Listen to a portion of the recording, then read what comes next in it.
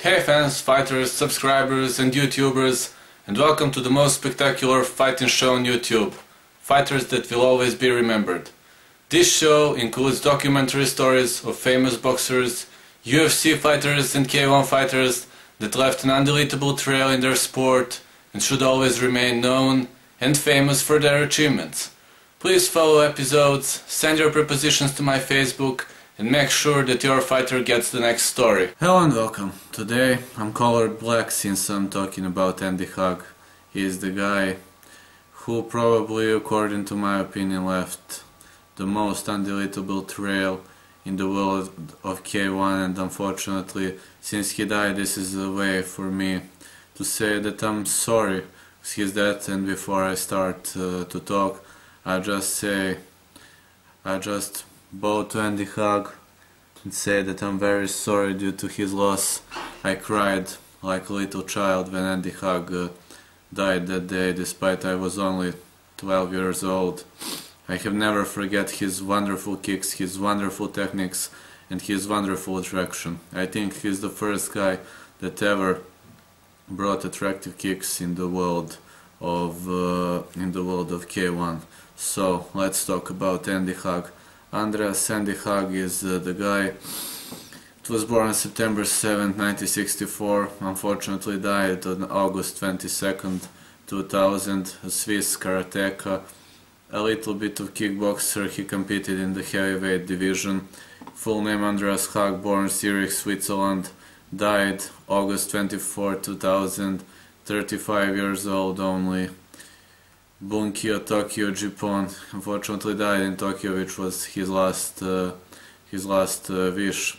Division heavyweight, height 5'11", which is, for heavyweight he was very small guy, but I believe that he used his strength. Since he was smaller, he went clinching, he was very strong, and his stance was southpaw. This is the reason why I actually cry that much. I love so much southpaw fighters. He is one of my favorite guys, just like Mirko Krokap, fighting out of Lucerne, Switzerland. What can I say, 23 years he was active. This is something that is really unforgivable. And gotta say, his kickboxing record, this is something that you probably want to know. 47 fights, 37 wins by knockout, 21, 9 losses by knockout, 6, and only 1 draw. Spouse was Ilona Hug, and child Sedja Hug. Actually, he was really a guy who was really successful in the world of Kyokushin. So his father Archer was a French foreign legionnaire who died in Thailand under mysterious circumstances. Without ever seeing his son, and his mother, Madeline Hook Baumann, was forced to pursue gainful employment. Unable to care for Andy, she immediately put him up on adoption. He spent his first 3 years of his life in an orphanage until his care was taken over by his grandparents along with his brother, Charlie, and sister Fabienne. His grandmother Friede and grandfather Hermann Baumann, a bricklayer, raised them in Vollen in the canton of Aargau. Actually, he began playing association football competitively at the age of 6 and went to represent Switzerland national under-16 football team. However, his home situation unfortunately also made him a target for bullying, and at 10 years old he started practicing Kyokushinkai karate at Vollen Karate School under Werner Schenker, despite strong opposition from his grandfather initially. His grandmother saw the boy's passion for the art and eventually convinced the grandfather to relent. By 13, he began to show promise as a karateka by winning numerous beginners karate tournaments. Oh man, what has he earned? 4 countries team tournament gold, British Open bronze 1968, Dutch Open 1961 middleweight bronze, Barcelona European Championship 1985 gold, Katowice 1987 bronze, Budapest 1989 gold, and Budapest also silver. Ibushiyama Cup, Budapest 1985 middleweight gold, Budapest 1985 heavyweight gold, Cersei Cup 1988, gold. Swiss Championship, 82, 84, 85, all golds. Swiss Open, all golds. Swiss Oyama Cup, 1971, 1981, golds. World Open, Tokyo, silver. World Cup, Osaka 1992, gold. Osaka 1993, silver. I mean, he was so impressive with his Kyokushinkai. He was really an amazing opponent and an amazing fighter. He really proved that he can fight with the biggest names of this sport. And also in his Seidokan Karate, he is known for World Cup, Seidokan Karate World Cup gold medalist 1992, Seidokan Karate World Cup silver medalist 1993. He had so much experience in Seidokan Karate, and the last fight was in 1995 versus Michael Thompson. The only defeat that he had is from Masaki Satake in World Cup final 1993 versus via Tameshi Wari, but he was able to revenge very strongly later. And about the karate, he had a few losses, and the last loss was in 1991 versus Francisco Filho via Ippon. I can say that he had a really brutal and amazing career which occurred there, but we are here to talk about his K1 career. I can say he was a really amazing practitioner of Kyokushinkai, and his kicks placed a completely new dimension in the world of K1 alongside with Mirko Krokap. I mean, when I mentioned their fights, their mutual fight, it was 2 X kicks in a row. Andy Hug passed one and Mirko passed one, and this is something that is unforgettable. I mean, when you remember with Mirko Krokap as my favorite fighter, this was the fight I enjoyed most when I was watching it, despite it went on decision. So let's talk about his wonderful fights. In the first fight versus Ryuji Murakami, it was KO right hook, first round 2000. The first round it was in 1993. Actually, it lasted only 2 minutes 10 seconds, and this right hook really landed. Ryuji was rocked there, but I mean, Andy Hug was a better fighter, but Ryuji was tough. Actually, when he placed him in the corner, this right hook, he went down. Eric Albert in K2 was defeated via punches. Later versus Branko Cikatic, a Croatian competitor, it happened with his guard was good, but Andy won via anonymous decision. Cikatic was holding good guard, he was covering himself. This is something that saved him. And versus Patrick Smith we have some kind of a trilogy, if you like. Patrick Smith knocked him out with a right uppercut, a strong right uppercut, but believe it or not, only 5 months later, not even 5 months passed, and then they decided to revenge. First was Tokyo, and later in Yokohama, Japan, he placed him under the fence and used his very strong left knee to knock him down, which is something that you can see. And Duke Rufus. Actually, Duke Rufus was holding guard like this. He was covering his whole face. And that was something that left him open for body kick, because when you hold your hands like this, your body remains open. And I want to say that I'm mostly enjoy with this fight because Andy Hug rocked him strong here, and this was one of the best KOs ever for that type of fighting. Rob Van Esdonk was knocked out in Nagoya via left hook in the 4th round, and Mike Bernardo, TKO punches first victory for Mike Bernardo. This is the first actual defeat in 1995 for Andy Hug. Peter Kramer was knocked via left overhand. He placed his hand, did like this with right and did this. I mean, this overhand landed really strong. Later few, to say, non-interesting fights. Dennis Lane, victory via TKO, corner stoppage, Ernesto Hust, Ernesto Hus defeated him, majority decision. I'd say not fair, but this is only my opinion. I think Andy was better fighter.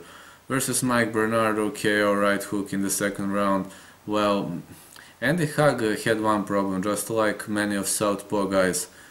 When you go like this, this hand mostly drops with Southpaw fighters. I don't know why, but this is something that pretty much often happens. Jerome Lebonnaire, an anonymous decision. Well, man, he held 5 rounds versus Jerome Lebonnaire, an amazing striker, an amazing fighter, really strong guy. Later defeating Bart Vale on TKO punches. Duan van der Merwe KO, left hook, really landed. And he was able to revenge to Ernesto Hust, but it was a split decision in 1996, most of fights occur in Yokohama, Japan. He won the K1 Grand Prix 96 championships. And later came his era. This fight in 1996 versus Mike Bernardo in Yokohama, Japan. I wasn't telling about Andy Hug's special kicks. This is something that you should remember. We have Andy Hug's tornado kick, which goes to opponent's thigh. And we also have his various X kicks. Well, while you enjoy this various compilation of the X kicks, I can tell that Andy Hug is the guy that mostly used X kicks from all of the fighters that I ever remember to compete in the world of K1. And this is the thing that was very strange at that age of fighting, since legs were not used that much. You had normal kicks, but Andy Hug was having amazing kicks, various kicks, tornado kicks. He was throwing everything he had. And versus Mike Bernardo, I just say one strong strike to his thigh and Mike Bernardo went down. I mean, you cannot hold on such a strong strike.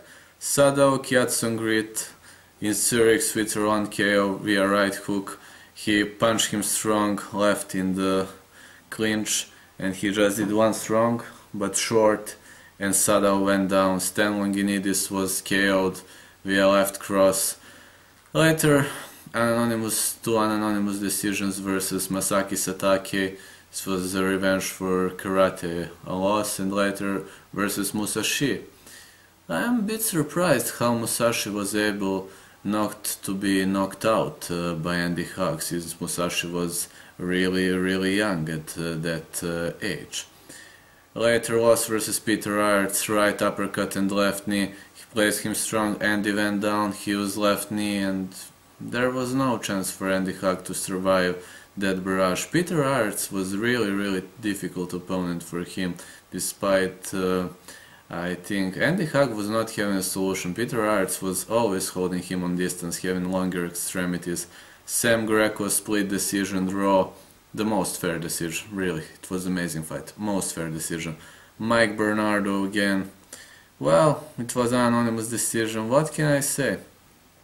I was surprised a little bit, but I cannot say that it was unfair. It was fair, it was correct. Francisco Fida knocked him out via right hook. Francisco Fida was always a tough opponent for him. He beat him once also in the world of karate. Pierre Gunet KO'd via right hook. Masaki Satake, this was a pure revenge. This left hook really landed. Really landed. And I got to say that day it was a tournament. Left high kick, strong high kick. Oh man, how this landed strong. Peter Aerts, an anonymous decision. In 97 this was a pure revenge to Peter Aerts, but he was, unfortunately, Peter Aerts was a tough guy to Andy Hug, which will be spotted later. In final, unfortunately, anonymous decision,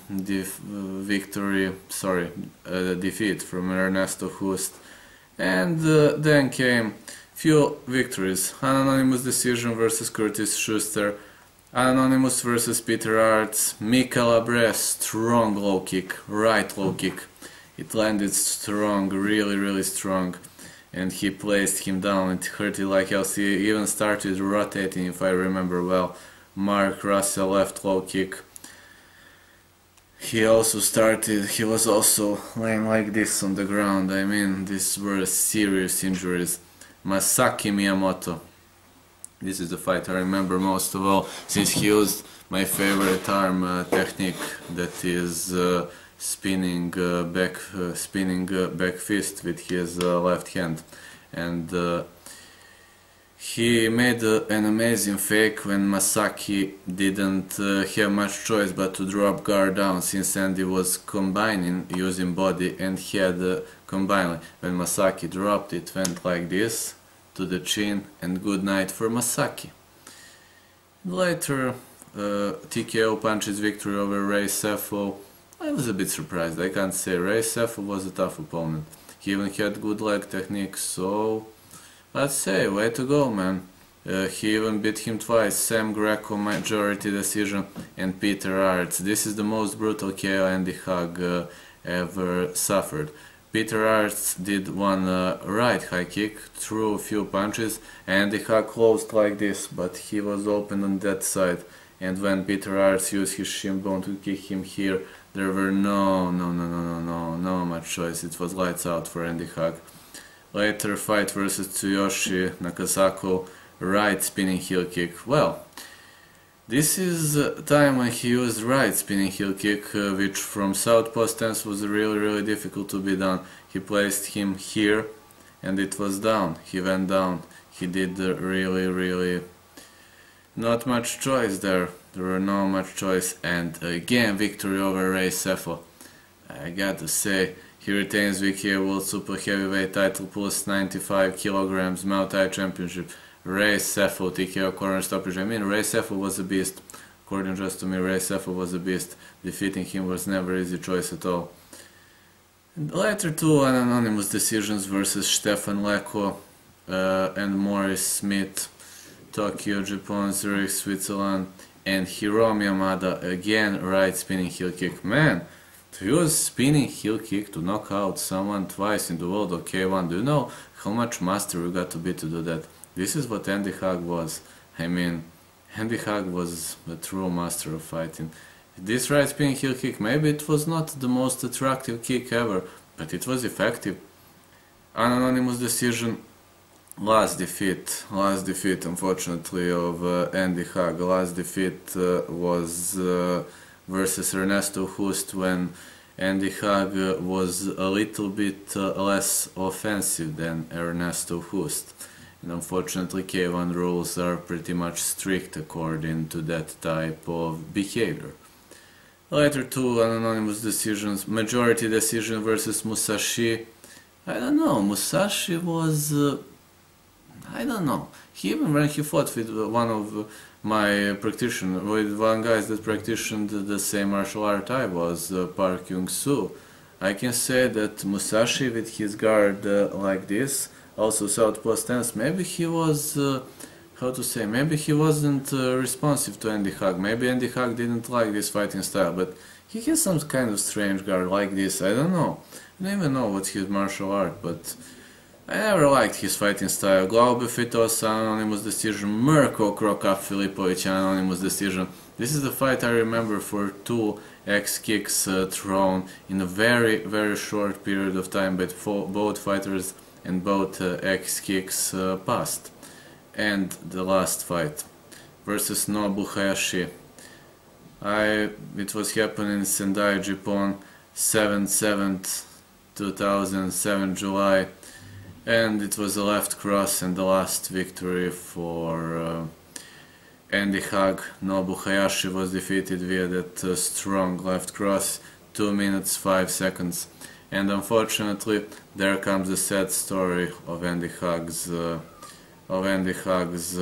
life. I just forgot to say that he met his wife Ilona Hug in summer 1987 while she was working as a fitness trainer and model, and the couple married in Inville August 28, 1993.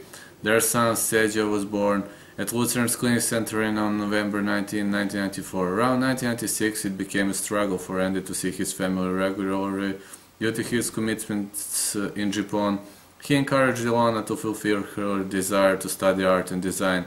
Ilona and Setya moved to the United States, where she attended the Santa Monica College of Design, Art and Architecture for 2 years before returning to Switzerland upon completion of her studies. And that and legacy, this is the most saddest part, so I'm a little bit sorry, because maybe I'll start crying, but understand me, I'm a human too. Andy Hug was in Switzerland in early August 2000 when he suffered more than 39 attacks of high fever and heavy nose bleeding. He visited the hospital for medical tests and examination, but doctors found no sign of illness. Despite the advice of the doctors and his manager René Ernst, Hug traveled to Japan on August 19 to train ahead of his planned participation for a K1 World Grand Prix 2000 in Fukuoka. On August 15, his Swiss personal physician found a swollen tumor on the left side of Hug's neck and declared it malignant. He was rushed to the Nippon Medical School Hospital in Bunkyo, Tokyo, on August 19 after suffering more feverish attacks. The doctors diagnosed leukemia and began chemotherapy immediately. Unfortunately, they were late. They also warned Hug that due to heart and circulation problems he had suffered for a while, the chemotherapy treatment might in fact adversely affect his conditions. Doctor's warning proved true when, after starting chemotherapy, Hug suffered hemorrhaging of the brain and inflammation of the lungs, pneumonia, combined with extreme fever. His body showed all the signs of acute leukemia: purple spots, digestion pipe bleeding, eyeball bleeding, urinary tract bleeding, and genitals bleeding. On the morning of August 21, Seido Kaiekan and K1 founder Kazuyoshi Ishii visited Hug in the hospital and told him one thing. Fortunately, he told him, Hug, if he should die soon, he would like to die in Japan. And it was reportedly, well, it was very hard decision for Kazuyoshi Ishii, but he had no choice. And it was reportedly in good condition August 22nd, watching television, eating without help, and speaking to one on the telephone. That day, it was a statement. Dear fans, I think that you will be shocked when you hear in the state of health that I am. When the doctor told me about it, it was an enormous shock even for myself. But I want to inform you about my state of health so that I can fight together with you against this illness. This illness is the most severe opponent of all my fights, but I will win. As if I would stand in the ring, I will get power from your cheers and beat a strong opponent. Unfortunately, I will not be able to fight the tournament in October. I will fight against this illness in Japan, and one day I will appear again with you. Don't lose hope. Greetings, Andy Hug. His condition worsened on August 23rd. He fell into a coma on a life support system. When his heart, unfortunately, on August 24th, stopped for the fourth time, doctors did not try to revive him anymore. Andy Hug had no more chance, unfortunately. He died on 4:21 p.m. on August 24th, 2000, 2 weeks short of his 36th birthday. It was a great shock for most of the fighters, and even, can you believe one thing? Peter Arts, who was at the Nippon Medical School Hospital having treatment on his lower back at the time, broke down crying for over 2 hours when told of Hug's passing. I was crying too. I mean, I was a kid, but I was really crying too. I really loved Andy Hug. I really loved his fighting style. He was really good fighter. When interviewed, Arts dedicated his performance in the forthcoming K1 World Grand Prix final to Hug.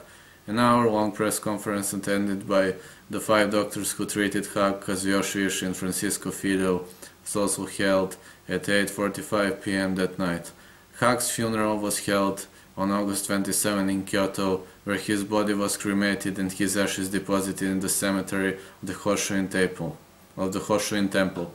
800 guests, including Kazuyoshi Ishii, Hajime Kazemi, Akira Masuda, Shoki Matsui, Kenji Midori, and Swiss President Adolf Ogi attended, while more than 12,000 mourners gathered outside.